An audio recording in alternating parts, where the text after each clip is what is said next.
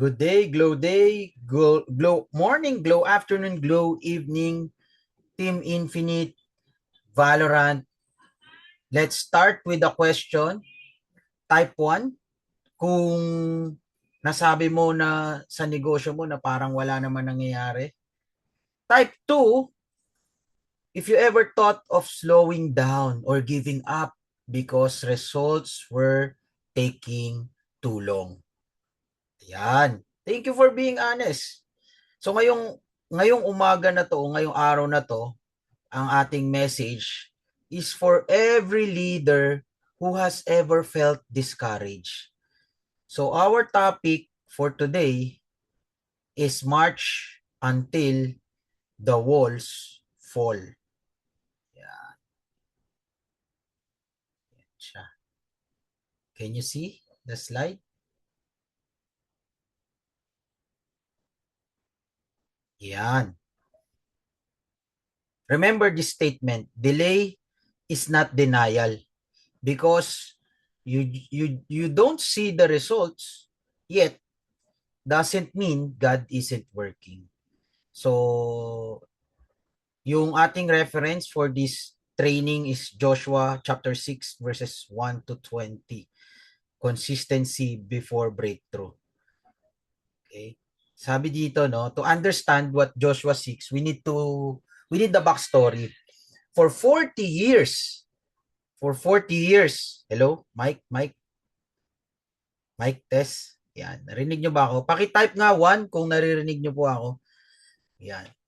To understand the Joshua 6, we need the backstory. For 40 years, yung mga Israelites wandered in the wilderness. Okay? So, paikot-ikot sila. It wasn't because God forgot His promise. It was because God was preparing His people. After Moses died, si Joshua, siya yung naging new leader nila. Imagine the pressure. He had to lead an entire nation into the land God had promised. But there's one problem. Yung unang city na kakaharapin nila is Jericho. And Jericho wasn't just any city. It was heavily fortified. Mataas yung mga pader niya, malalaki. That made it almost impossible to conquer.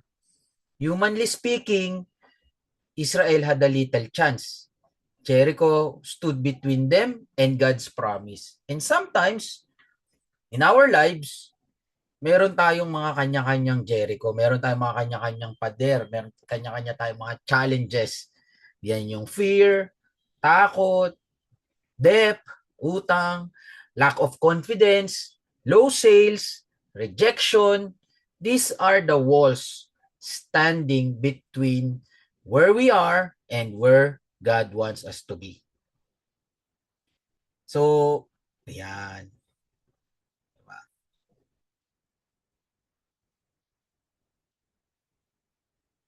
So, if you were Joshua, anong strategy ang ine-expect mo? 'Di ba? Maybe gagawa ka ng matitinding mga weapon na malalakas, matitibay, gawa sa bakal, or atakihin mo yung gate, or aakyatin mo yung pader. Pero God said, march around the city. Yun yung binigay na strategy sa kanya. Mag-march ka around the city, tignan mo, no?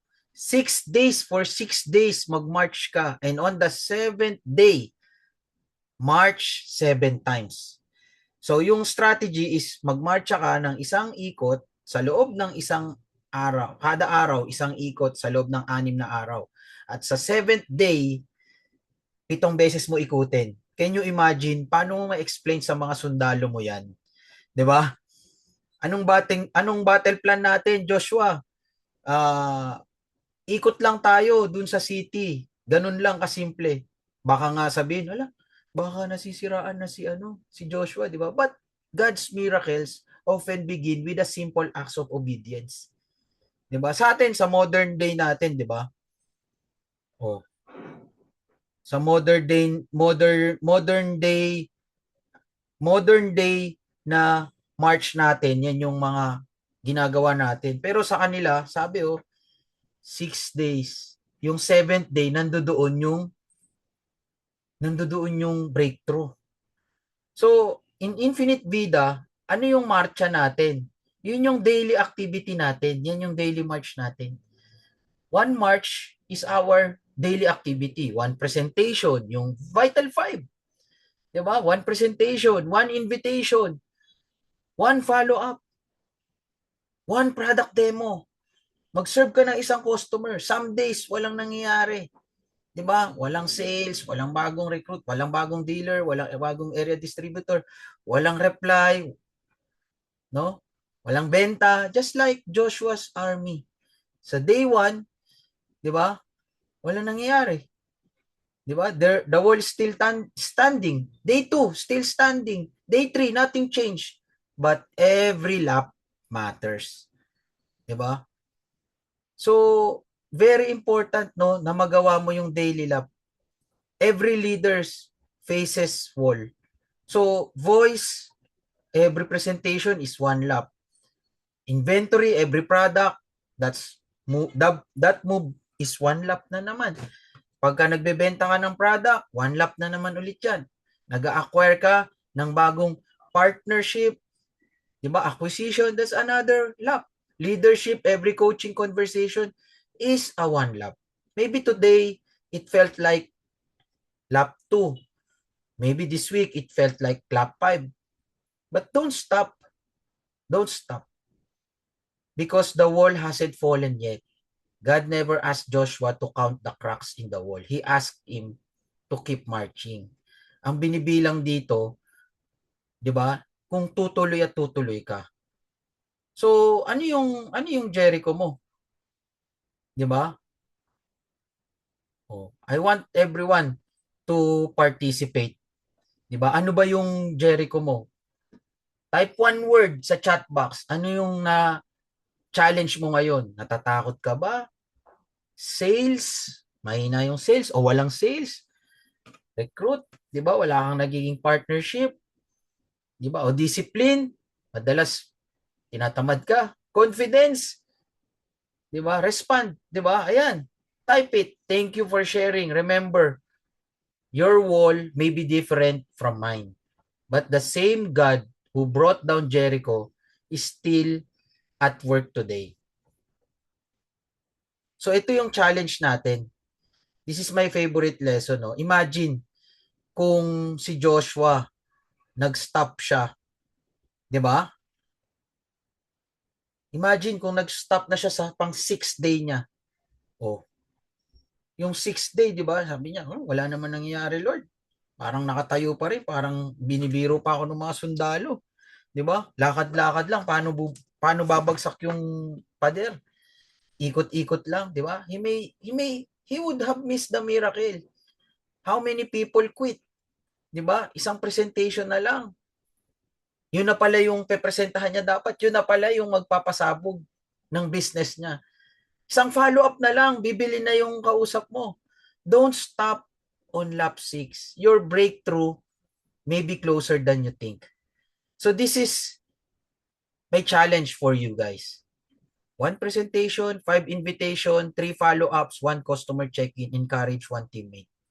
Before you start your day, before you sleep tonight, 'di ba? Gawin mo tong 7-lap challenge. Hindi siya not because it's easy, but because consistency creates momentum. Imaginein mo kung consistent ka. Every lap is an act of faith. Okay? So, declaration na tayo. Ayan. Everybody type this in the chat. I will keep marching. Again, I will keep marching. My walls will fall. Again, my walls will fall. I will do my vital 5. Team, the miracle at Jericho did not happen because Israel had the strongest army. Hindi rin dahil meron silang strategy. It happened because they trusted God enough to obey Him consistently. In business, madalas tayo nagpe-pray tayo ng breakthrough. Pero yung breakthrough kasi usually connected yan to faithfulness. Yung Vital 5 mo is your daily march. Yan ang mag-guide sa'yo. Kung ano ba ang dapat mong gawin sa negosyo natin. Every presentation, every follow-up, every invitation, every product sold, every leader you encourage. This may seem small today, but they are preparing you for tomorrow's breakthrough. So when you don't see immediate results, don't assume God is absent.